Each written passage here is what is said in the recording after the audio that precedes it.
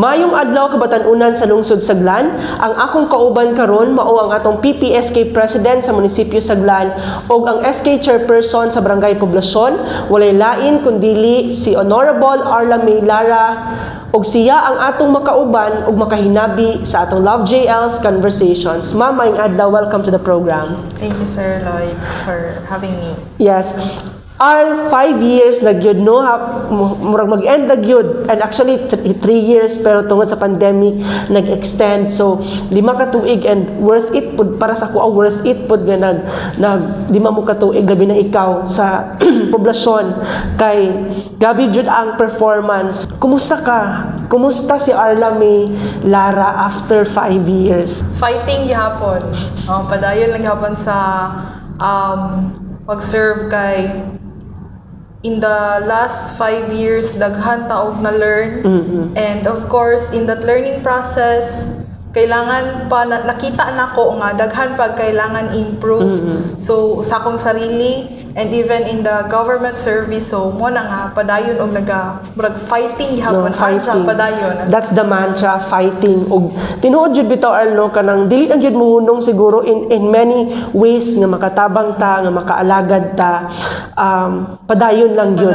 Now, looking back, almost 5 years ago, before ka nag-file og candidacy, unsa ang turning point nganong nakaingon ka mudagan ko? Knowing na di ba common sa, I know makaigsuunan si Arla, nagsugod gyud ni siya sa ministriya sa simbahan, no, sa CYM, sila ni ang una gyud sa amua hantod nagkauban mi sa pagpangalagad sa simbahan. Commonly sa simbahan manggod ang idea dili ta manulod og politika kay kanang basig makasala ta diha, madala kay hugaw kaayo ang politika, hugaw kaayo ang pagpanerbisyo sa gobyerno. Pero ikaw, knowing na grabe ang imong commitment sa simbahan, grabe imong commitment sa CYM, what was the turning point nga nakaingon ka kinahanglan ako mudagan nga nahimo pong inspirasyon? Siguro na share na nako na siya previously, and aside sa nag-serve magud ko sa church, kay dito man jud ta nagsugod, of course with Ma'am Desiree, and naapod ko ato na time nag-participate na ko sa barangay. Okay. So ginaingon gani nila na kanang kung destiny jud, kung para gid sa imo, para gid sa imo kay I was part of the Youth Development Task Force, and then out sa mo ang 8, so dito pilian ang future na mudagan nga time. So supposedly ang muran sa mo was Ate Sharin Chato. Pero wala siya na dayon, and then the next option was Mr. J. Tabligan, who is also kanang kauban na mo. So, and wala pa siya na dayon kay mo to nga time nga nasulod siya sa DepEd. So naka-teach siya sa GSAT. So the next option was me. Tapos timing na bago lang ko nag-graduate o college ato 2018. And then kanang dili man ako gina-mind tong politics na hugaw, nga kaning inani ang politika. Lahi mo panlanaw. Lahi ang akong pananaw, because ay nagatuo ko nga ang inana nga perception is nakadepende sa tao kung unsaon niya pag lihok within the organization, if i-absorb ba niya ang kahugaw or siya ba ang maghatag dito og kaayuhan within the system. So nakita man ako po sa kumakauban in the Youth Development Task Force nga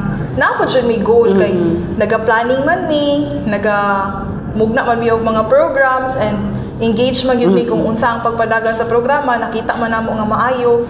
So ang sa kong part is that I want to continue kung unsa man among nasugdan sa task force and to further nga ma-improve pa jud para sa mga kabatanunan sa barangay poblasyon. So ang turning point po dito is katong nagsulod jud ko sa Ginoo nga, Lord, if kumpara jud ni sa kuha, imo jud kong tabangan. So na may sense nga nigaan ang imong paminaw gud nga murag kung daghan kag questions nga doubtful ka sa mga situation pero pag magsurya ka sa iya tapos murag makakita ka nga mulinaw ang imong path tapos ginaingon pa gid nila nga destiny, so mo gito makaingon ko nga para jud siguro diri jud ko ana mo ta siya. A night before or before you hand over gud sa imuhang kanang kuan COC, what was your prayer? My prayer was tagaan na jud ko niya og strength sa pag-serve. Kay wala man sa kuha, wala man nagamatter ang money, wala man nagamatter ang kanang sa basta ma-offer na ko tanan, pero dili magud nimo ma-offer tanan kung wala kay kusog. Yeah. Og wala kay support system, di ba? So mo na jud akong gina-pray nga, Lord, if ever hatag mo ni sa kuha, tagay jud ko kusog all throughout this journey. So, sundan na mong apil Arl. No, bitaw. Speaking of strength, Arl,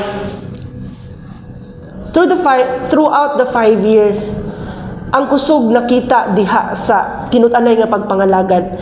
Ako murag namo ko'y bias sa imuha kay kanang murag isa ko ba sa mga nakabenepisyo god the organization nga akong gina-hold sa SSLG sa GSAT. Naka-benefit gyud, no?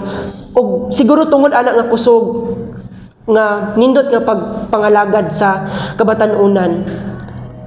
Now I would like to ask you, sa kadaghan imong nabuhat, unsa kaya ang imuhang mga best accomplishments? For me, dili man gud jud nako ma-absorb totally kung unsa gyud kay siguro sa kadaghan mo na-accomplish ba niya little by little, tapos wala naman na-expect nga inato na dayang impact sa mga tao, so sa community nga nakakita nga mao na day ni ang bagong nawong sa SK karon. But dili po sa pagpanhambog, consistent pod me in our naman gud mi SK Gems or kanang evaluation sa performance sa sangguniang kabataan in the entire region or sa entire municipality, entire province, and then entire region. So diri sa Glan, we are consistent jud mi barangay poblasyon nga top 1 jud ni always. And in the province of Sarangani, for almost 3 consecutive na evaluation, rank 3 mi. So though dili man kami mag rank 1 but it reflects that we are working. Naami nahimo, and not just only on the project side but in every aspect sa organization. Kay naaman dito nakapaloob ang organizational, financial, leadership, and your development planning. So tanan na sulit dito ang area. And then siguro in terms of programs, daghan man og programa ang SK, but the most sustainable and nakita na ko nga naka-bring pod og good dili lang sa nawong sa SK but also in the beneficiaries is our scholar program. Kay nami scholars right now, and then they are receiving monthly allowance, but ang condition na po sila is first kailangan jud maghuman og eskwela with no failing grades. And of course, their participation and attendance in our SK programs and activities nga kung asa mas ma-expose sila sa different issues, mas makatuon sila og mga bag-o nga mga butang, because whether we like it or not, ang current situation gyud sa mga kabatanunan karon is dili kayo sila ga-participate in terms of mga symposiums, mga seminars. So wala na murag out sa ilahang mind ba, wherein dito ta makakuha, for me dito ta makakuha og mga butang or mga learning nga dili na to makuha within the classroom or within the kanang sa daily nga activities lang nato. So mo na siya ang murag isa sa mga ikapanghambog yun na mo nga nakita na mo nga sa ilahapong part na apoy impact sa ilaha as a person. Nindot kaayo, Ma'am Arno, ang kanang una jud kana scholarship which akong nakita gani gina-replicate sa ubang barangay, pero ang ilaha one time lang kay of course we know ang budget dili pod kaya. Speaking of your best accomplishments, ako para sa kuha hayag naman kayo na nakita mo gid sa katawhan diri sa barangay dili lang gani diri sa barangay poblasyon kun dili tibuok Glan, kay even your SK chairpersons no under you is makatestify sa pipila na nato nga namo nga na interview na encounter dinhi sa ato ang Buhay SK sa Love JL's Conversations. Ilahadyong kanang pagpasalamat sa imuha kay labi na sa mga papers kay mo jud na ilang struggle. Ma'am, ikaw pod, do you have also your own fair share of struggles, no, mga murag kalisod worst experiences for the past 5 years? Siyempre sa ato ang pagpangalagad o sa atong pagserbisyo, especially being SK, kay naagid na siya naka-entail nga difficulties and hardships. So sa ako ang part is kanang mostly in the times nga mag-implement ka og programs or like nakay activities, and then sa mga resources bitaw like ang kami kay Glan is very participative man jud sa program sa probinsya. So we usually bring 50 to 100 kayut dito, and then ang transportation usually ang problem. So unsaon nimo pagpadala dito sa mga bata, but with the support of course sa ato ang mayor karon, so overcome ra gyud siya, and ang mga sangguniang bayan is naga-counterpart pod for the transportation. And aside ana is ang manpower and participation, kay knowing na kami karon most of us are, especially sa mga SK kagawad, kay mga professional na, and then nana sila sarili mga trabaho. So kailangan jud mi mag-meet halfway kung asa ang bakante nga oras sa isa or asa tong time nga mas daghan og makaadto para makakandak mi sa mong meeting, para makakandak mi nga inaning activity, so that dili gyapon na mapabayan ang mga pagka-SK, kay sa ilaha pod by heart pod ang ilang gusto pod nila jud nga mong participate jud o mo contribute gyapon sa bisag na sila lahi nga mga past commitment. And in terms of participation, especially during the pandemic, kay ang imuhang hanay nga programs is for kanang youth engagement and mga competitions.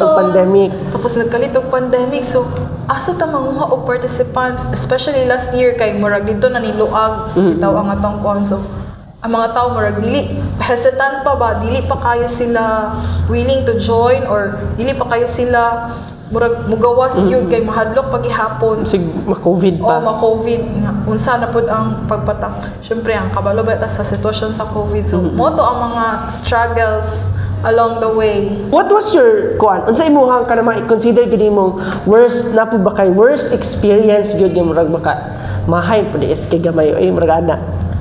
Worst experience kay kaning youth center. Ngano man? Kay dito jud ko nakaingon nga maayo man akong tumong nga ginato man ko, pero dili na ako itaryo story.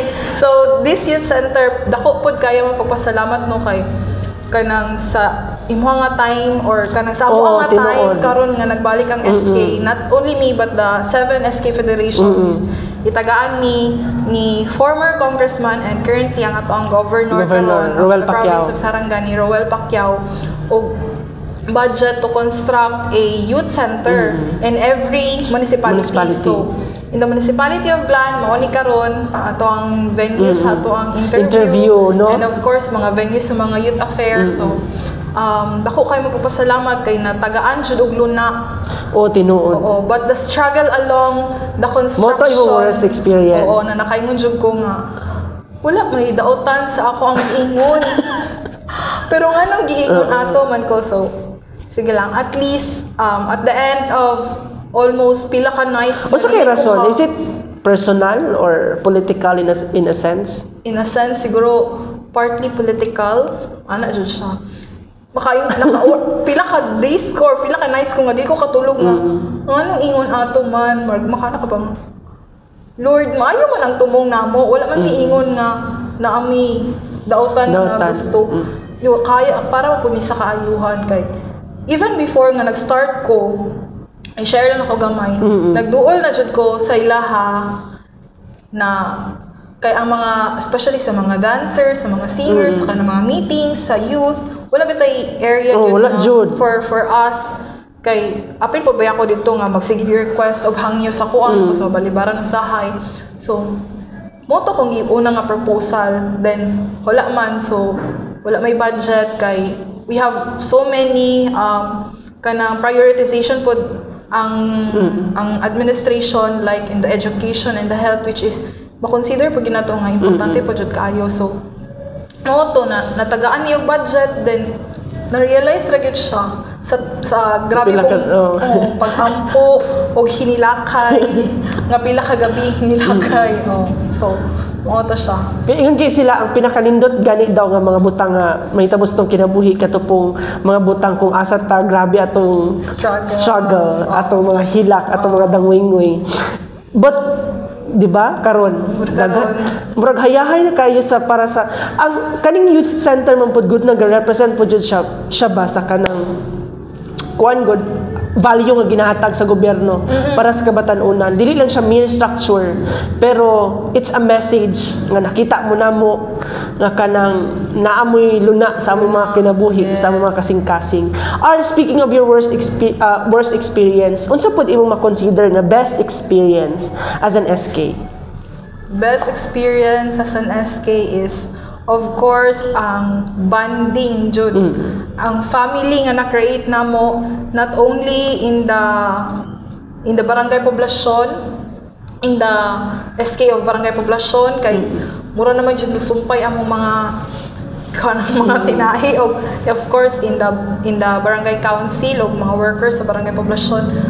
Labi na gyud kaning kami sa federation na moingon si ma'am natoy personal from the province na ga-admire yun daw siya sa unity sa SK sa munisipyo sa Glan because nagyo daw chain of command na kung asa ang isa tuwa po tanan magkahiusag yun kanang if as much as possible no one should be left behind murag kanang ato ang SG Sustainable Development. So mo na siya mo po ni family jud ang mo nang pinaka best nga experience na ko aside sa labi na pag mag seminars ni then mas makaila na mo ang usag-usa mahimamat na mo ang mga experiences ang mga challenges sa usag-usa maka-share mi ma-create jud na nga na-joy connection sa amo ang tanan ug makita jud na labi na sa mga activities sa province no